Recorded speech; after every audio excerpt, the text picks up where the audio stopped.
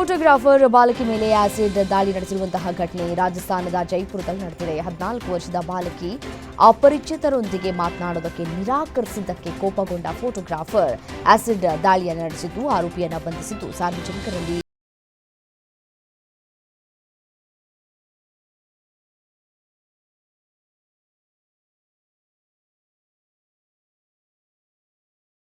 ಕಳೆದ 1 ವರ್ಷದ ಅವಧಿಯಲ್ಲಿ ಚಿನ್ನದ ಬೆಲೆ 70,000 ರೂಪಾಯಿ, ಬೆಳ್ಳಿ ಬೆಲೆ 2 ಲಕ್ಷ ರೂಪಾಯಿ ಏರಿಕೆಯಾಗಿದ್ದು, ಜಾಗತಿಕ ಸಂಘರ್ಷ, ಪೂರೈಕೆ ಕುಸಿತ ಹಾಗೂ ಬೇಡಿಕೆ ಹೆಚ್ಚಳದಿಂದ ದರ ಜಾಸ್ತಿಯಾಗಿದೆ. ಚಿನ್ನ ಬೆಳ್ಳಿ ದರ ಏರಿಕೆಯಾಗಿರುವುದು ಮತ್ತೆ ಮುಂದುವರೆದಿದ್ದು, ಬೆಂಗಳೂರಿನಲ್ಲಿ ಬೆಳ್ಳಿ ದರ ಕೆಜಿಗೆ 3,07,900 ರೂಪಾಯಿಗೆ ಏರಿಕೆಯಾಗಿ ಸಾರ್ವಕಾಲಿಕ ದಾಖಲೆಯನ್ನ ಸೃಷ್ಟಿಸಿದೆ. ಮತ್ತೊಂದು ಕಡೆ ಚಿನ್ನದ ದರವೂ ಏರಿಕೆಯಾಗಿದ್ದು, 22 ಕ್ಯಾರೆಟ್ನ 10 ಗ್ರಾಂ ಚಿನ್ನಕ್ಕೆ 1,37,550 ರೂಪಾಯಿ ಹಾಗೂ 24 ಕ್ಯಾರೆಟ್ನ 10 ಗ್ರಾಂ ಚಿನ್ನಕ್ಕೆ 1,50,000 ರೂಪಾಯಿಗೆ ಹೆಚ್ಚಳವಾಗಿದೆ.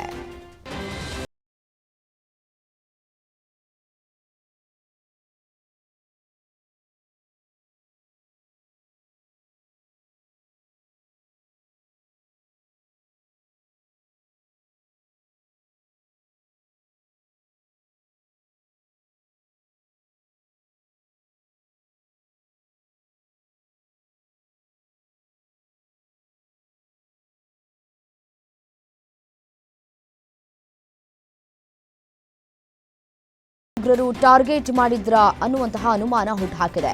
ಜಮ್ಮು ಮತ್ತು ಕಾಶ್ಮೀರದ ಪರ್ವತಗಳಲ್ಲಿ ಭಯೋತ್ಪಾದಕರ ಅಡಗುತಾಣಗಳನ್ನು ಭದ್ರತಾ ಪಡೆ ಪತ್ತೆ ಹಚ್ಚಿದ್ದಾರೆ. ಪಾಕಿಸ್ತಾನ ಮೂಲದ ಜೈಷ್ ಎ ಮೊಹಮ್ಮದ್ ಸಂಘಟನೆ ಬಂಕರ್ ಎನ್ನಲಾಗಿದ್ದು, ಬಂಕರ್ನಲ್ಲಿದ್ದಂತಹ ಸಿಲಿಂಡರ್ ಸೇರಿ ಆಹಾರ ಪದಾರ್ಥಗಳನ್ನು ವಶಕ್ಕೆ ಪಡೆದುಕೊಳ್ಳಲಾಗಿದೆ. ಭದ್ರತಾ ಪಡೆ ದಾಳಿಯ ಸಂದರ್ಭದಲ್ಲಿ ಭಯೋತ್ಪಾದಕರು ಗ್ರೆನೇಡ್ಗಳನ್ನು ಎಸೆದಿದ್ದು, ಗಾಯಗೊಂಡಿದ್ದಂತಹ 7 ಸೈನಿಕರ ಪೈಕಿ ಒಬ್ಬರು ಮೃತಪಟ್ಟಿದ್ದಾರೆ.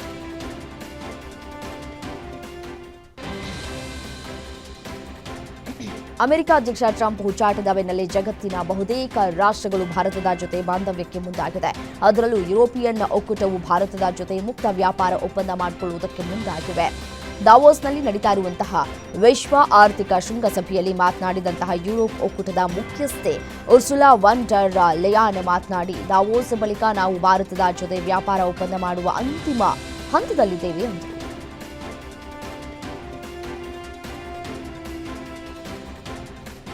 ಅಮೆರಿಕ ಅಧ್ಯಕ್ಷ ಡೊನಾಲ್ಡ್ ಟ್ರಂಪ್ ತಮ್ಮ ಟ್ರೂತ್ ಸೋಷಿಯಲ್ ಪ್ಲಾಟ್ಫಾರ್ಮ್ನಲ್ಲಿ ಕೆನಡಾ, ಗ್ರೀನ್ಲ್ಯಾಂಡ್ ಮತ್ತು ವೆನೆಜುವೆಲಾವನ್ನ ಅಮೆರಿಕದ ಭಾಗವಾಗಿ ಚಿತ್ರಿಸುವ ಅಮೆರಿಕದ ಧ್ವಜದೊಂದಿಗೆ ಯುರೋಪಿಯನ್ ನಾಯಕರೊಂದಿಗೆ ತಮ್ಮ ಹಳೆಯ ಛಾಯಾಚಿತ್ರವನ್ನು ತೋರಿಸುವ ಪೋಸ್ಟ್ ಅನ್ನು ಹಂಚಿಕೊಂಡಿದ್ದಾರೆ. ಪೋಸ್ಟ್ನಲ್ಲಿ ಟ್ರಂಪ್, ಫ್ರೆಂಚ್ ಅಧ್ಯಕ್ಷ ಎಮ್ಯಾನ್ಯುಯಲ್ ಮ್ಯಾಕ್ರೋನ್, ಇಟಲಿಯ ಜಾರ್ಜಿಯಾ ಮೆಲೋನಿ, ಯುಕೆ ಪ್ರಧಾನಿ ಕೀರ್ ಸ್ಟಾರ್ಮರ್ ಸೇರಿದಂತೆ ನ್ಯಾಟೋ ನಾಯಕರು, ಯುರೋಪಿಯನ್ ಆಯೋಗದ ಅಧ್ಯಕ್ಷೆ ಉರ್ಸುಲಾ ವಾನ್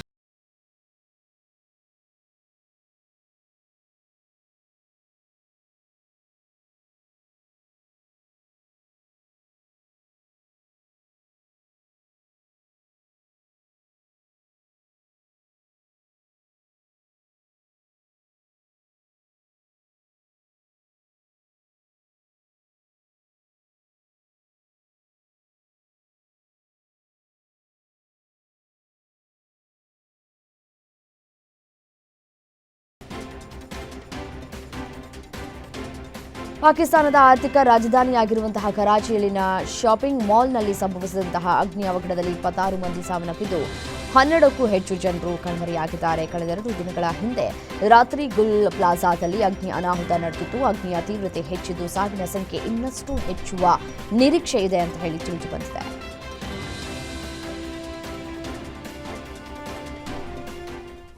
ಭಾರತ ತಂಡದ ಹಿರಿಯ ಬ್ಯಾಟ್ಸ್ಮನ್ಗಳಾದ ವಿರಾಟ್ ಕೊಹ್ಲಿ ಹಾಗೂ ರೋಹಿತ್ ಶರ್ಮಾ ಇಬ್ಬರು T20 ಹಾಗೂ ಟೆಸ್ಟ್ ಕ್ರಿಕೆಟ್ಗಳಿಗೆ ಈಗಾಗಲೇ ವಿದಾಯ ಹೇಳಿದ್ದಾರೆ. ಹಾಗೂ ಸದ್ಯ 2027ರ ಐಸಿಸಿ ಏಕದಿನ ವಿಶ್ವಕಪ್ ಟೂರ್ನಿಯ ಸಲುವಾಗಿ 50 ಓವರ್ಗಳ ಸ್ವರೂಪದಲ್ಲಿ ಮಾತ್ರ ಆಡ್ತಾ ಇದ್ದಾರೆ. ಅಂದಹಾಗೆ ಈ ಇಬ್ಬರು ಬ್ಯಾಟ್ಸ್ಮನ್ಗಳ ಬಿಸಿಸಿಐ ವಾರ್ಷಿಕ ಗುತ್ತಿಗೆ ಪಟ್ಟಿಯಲ್ಲಿ ಹಿಂಬಡ್ತಿ ಪಡೆಯಲಿದ್ದಾರೆ ಅಂತ ಹೇಳಲಾಗ್ತಾ ಇದೆ.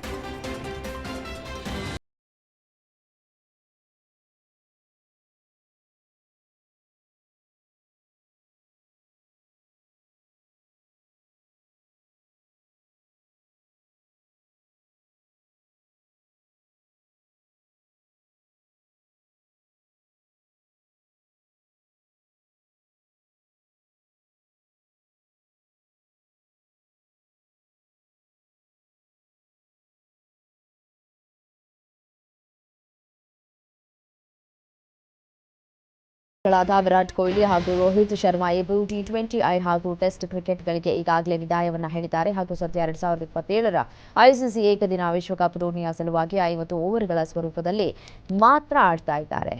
ಈ ಇಬ್ಬರು ಬ್ಯಾಟ್ಸ್ಮನ್ಗಳ ಬಿಸಿಸಿಐ ವಾರ್ಷಿಕ ಗುತ್ತಿಗೆ ಪಟ್ಟಿಯಲ್ಲಿ ಹಿಂಬಡ್ತಿಯನ್ನ ಪಡೆಯಲಿದ್ದಾರೆ ಅಂತ ಹೇಳಲಾಗ್ತಾ ಇದೆ.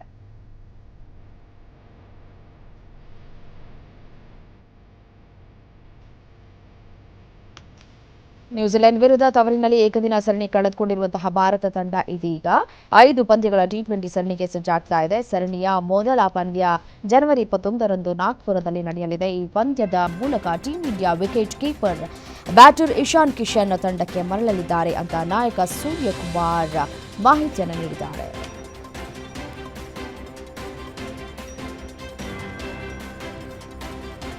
ಗುಜರಾತ್ ಜಾಯಿಂಟ್ಸ್ ವಿರುದ್ಧ 2026ರ ಮಹಿಳಾ ಪ್ರೀಮಿಯರ್ ಲೀಗ್ ಟೂರ್ನಿಯ ಪಂದ್ಯದಲ್ಲಿ ಚೊಚ್ಚಲ ಅರ್ಧಶತಕವನ್ನು ಬಾರಿಸಿದ್ದು. ಈ ಕುರಿತು ರಾಯಲ್ ಚಾಲೆಂಜರ್ಸ್ ತಂಡದ ಆಟಗಾರ್ತಿ ಗೌತಮಿ ನಾಯಕ್ ಅವರನ್ನು ಹಾರ್ದಿಕ ಪಾಂಡ್ಯ ಮುಕ್ತ ಕಂಠದಿಂದ ಗುಣಗಾನ ಮಾಡಿದ್ದಾರೆ.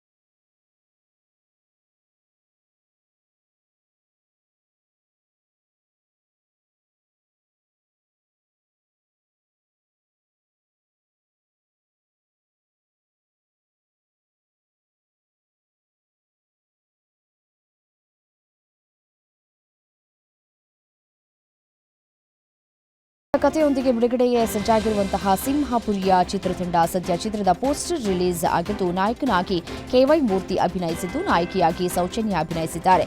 ಸಿಂಹಪುರಿಯ ಚಿತ್ರದ ಚಿತ್ರಕಥೆ ನಿರ್ದೇಶನ ನಿರ್ಮಾಪಕರು KY ಮೂರ್ತಿಯವರು ಮಾಡಿದ್ದು, ಅತಿ ಶೀಘ್ರದಲ್ಲೇ ಚಿತ್ರ ಬಿಡುಗಡೆಯಾಗಲಿದೆ.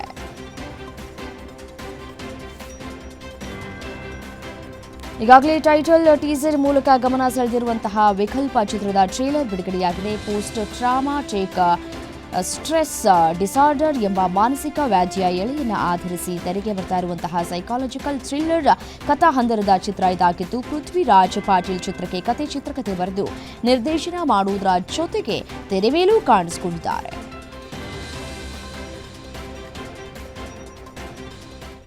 ಇವಿಷ್ಟು 50 ಗ್ಯಾರಂಟಿಯ ಹೈಲೈಟ್ಸ್. ನೋಡ್ತಾ ಇರಿ ಗ್ಯಾರಂಟಿ ನ್ಯೂಸ್, ಸುದ್ದಿ ಖಚಿತ, ನ್ಯಾಯ ನಿಶ್ಚಿತ.